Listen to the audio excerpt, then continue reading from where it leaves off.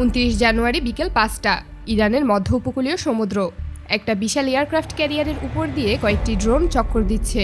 ড্রোনগুলো জাহাজের খুব কাছে আসছে না, আবার জাহাজ থেকেও ড্রোনগুলোকে থামানোর চেষ্টা করা হচ্ছে না।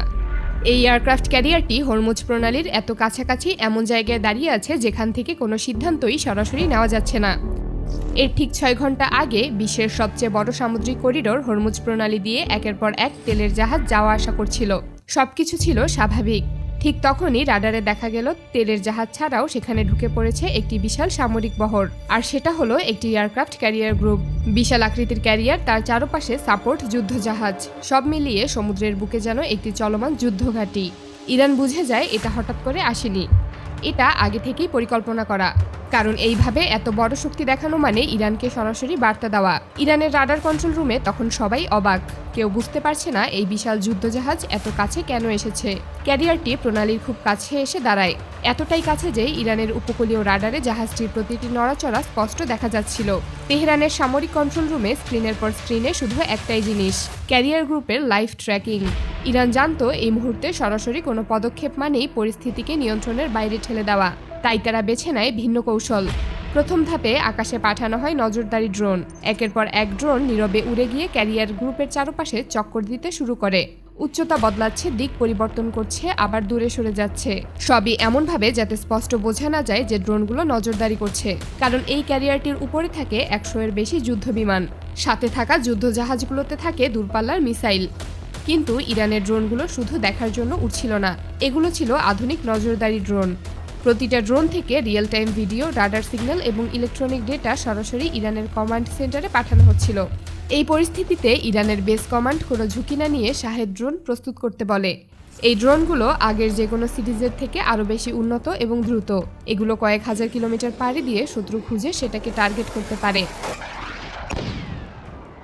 ইরান জানে কয়েকটা ড্রোন দিয়ে এই বিশাল যুদ্ধজাহাজকে কিছু করা যাবে না, কারণ যুদ্ধজাহাজে থাকা শক্তিশালী মেশিনগান মাঝ আকাশে ড্রোন ধ্বংস করে দিতে পারে। তাই বেস কমান্ড থেকে নির্দেশ আসে একসাথে 700 ড্রোন প্রস্তুত করতে। কারণ এতগুলো ড্রোন যদি একসাথে আকাশে ওঠে তাহলে এই ক্যারিয়ার গ্রুপের পক্ষে সেগুলো থামানো প্রায় অসম্ভব হয়ে যাবে। সারাক্ষণ নজরদারি করার জন্য যে ড্রোনগুলো জাহাজটির উপর উঠছিল সেগুলো কিছুটা কাছাকাছি আসার কারণে যুদ্ধজাহাজের রাডারে ধরা পড়ে গেল। সাথে সাথেই একটি যুদ্ধবিমান ছুটে গেল সেদিকে। ড্রোনগুলো এটা বুঝতে পেরে কয়েক কিলোমিটার উপরে উঠে রাডার থেকে হারিয়ে গেল।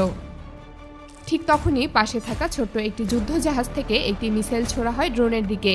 এই মিসাইলগুলো অত্যন্ত আধুনিক, এর গতি ঘন্টায় 3000 কিলোমিটারেরও বেশি, তাই ড্রোনটাকে ধরতে খুব বেশি সময় লাগেনি। কিছু সেকেন্ডের মধ্যেই ড্রোনটি আঘাত পেয়ে পানিতে ভেঙে পড়ে। এই ঘটনার পর সমুদ্রে থাকা এয়ারক্রাফট ক্যারিয়ার বুঝতে পারে পরিস্থিতি আর স্বাভাবিক নেই, যে কোনো মুহূর্তে শত শত ড্রোন এসে পড়তে পারে। কিন্তু এখানে আরেকটা বড় সমস্যা আছে, এই ধরনের প্রতিটি মিসাইলের দাম $1 মিলিয়নেরও বেশি, অথচ ইরানের একটা ড্রোনের দাম হয়তো মাত্র $1000। অর্থাৎ $1000 একটা ড্রোন থামাতে যদি $1 মিলিয়ন খরচ করতে হয় তাহলে তা অবশ্যই বড় ক্ষতি। তাই তারা ফিরে যাওয়ার সিদ্ধান্ত নেয়, কিন্তু তারা দ্রুত ফিরে যেতে পারছে না, কারণ হরমুজ প্রণালী এমন একটি জায়গা যেখানে একবার ঢুকে পড়লে বের হওয়ার পথ অনেক ছোট। এই বিশাল যুদ্ধজাহাজকে সেখানে 180 ডিগ্রি ঘোরানো প্রায় অসম্ভব। আর ইরান এই জায়গাটাকেই তাদের সবচেয়ে বড় সুবিধা বানিয়েছে। ক্যারিয়ার গ্রুপের কন্ট্রোল রুমে তখন চাপা উত্তেজনা, কারণ কেউ জানে না এই নজরদারি শুধু নজরদারিতেই থামবে নাকি পরবর্তী ধাপে যাবে। এদিকে ইরান কোনো ঘোষণা দেয়নি, কোনো জবাবও দেয়নি। তারা শুধু এটুকু দেখিয়েছে তারা প্রস্তুত এবং তাদের প্রযুক্তি ও ডিফেন্স সিস্টেম অনেক শক্তিশালী। উপকূলীয় প্রতিটি এয়ার ডিফেন্স ইউনিট, নৌড্রোন ইউনিট, আকাশ প্রতিরক্ষা ব্যবস্থা সবকিছুই প্রস্তুত অবস্থায় রাখা হয়েছিল। শেষ পর্যন্ত ক্যারিয়ার গ্রুপ বুঝে যায় এখান থেকে দ্রুত সরে যাওয়াই সবচেয়ে নিরাপদ। ফলে বিশাল এয়ারক্রাফট ক্যারিয়ার গ্রুপ হরমুজ প্রণালী থেকে সর্বোচ্চ গতিতে দূরে সরে যেতে থাকে। কিন্তু ইরানের অন্য ড্রোনগুলো তখনও আকাশে ছিল। তারা দ্রুত দিক বদলাচ্ছিল, আবার চক্কর দিচ্ছিল, যেন বারবার মনে করিয়ে দিচ্ছিল এই জলপথ পুরোপুরি ইরানের নজরে রয়েছে।